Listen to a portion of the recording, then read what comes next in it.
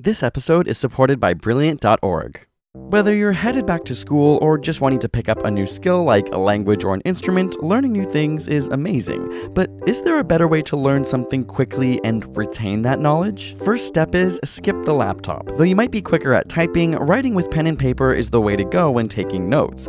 Not only are there oodles of distractions online, but researchers have found that those who type process the information at a shallower level. As opposed to simply transcribing verbatim, reframing the information into your own words while writing out physically leads to better performance on tests. And to retain those notes, study, sleep, study. In a French experiment, 2 groups were taught the Swahili translation for 16 French words over 2 sessions. Group 1 studied in the morning, then took a break, and studied again in the evening. But Group 2 studied in the evening, slept for the night, and then resumed studying in the morning.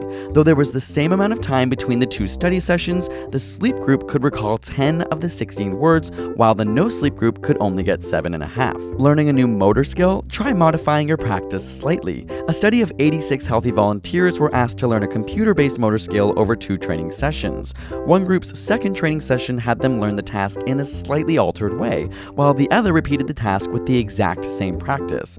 Those who used 2 different strategies nearly doubled the speed of accuracy of the task compared to the control group. What does this look like in the real world? Say you're perfecting your tennis game, try switching between rackets with slightly different weights between sessions. However, researchers suggest you don't make the modification too big. For example, switching between tennis and badminton shows no increased success in tennis. Can't focus? Get some exercise. A study found that those who worked out for 15 minutes on a stationary bike and then completed a memory task completed the task significantly faster than the group that didn't exercise.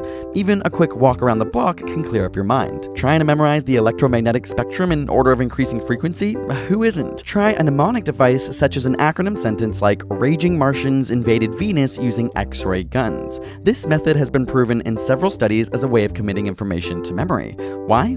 Theories suggest that adults can only hold a limited number of items in our short-term memory. By grouping items into a mnemonic, it allows your brain to hold on to larger amounts of information, which can eventually aid into the creation of long-term memories. And the weirder the sentence is, the better, as unique sentences have a higher chance of sticking than boring ones. And say it out loud. Test individuals were given a list of words where half were read silently and the other half were read out loud. When given a new list of words and asked to identify which ones they had already read previously, they were able to recall the words read out loud with significantly more frequency than those read silently. Here's a no-brainer: make sure you're hydrated. In a study where participants fasted and abstained from fluids since the previous evening, they were asked to perform on a reaction test. One group was given 500 milliliters of water right before the test, while the other group wasn't.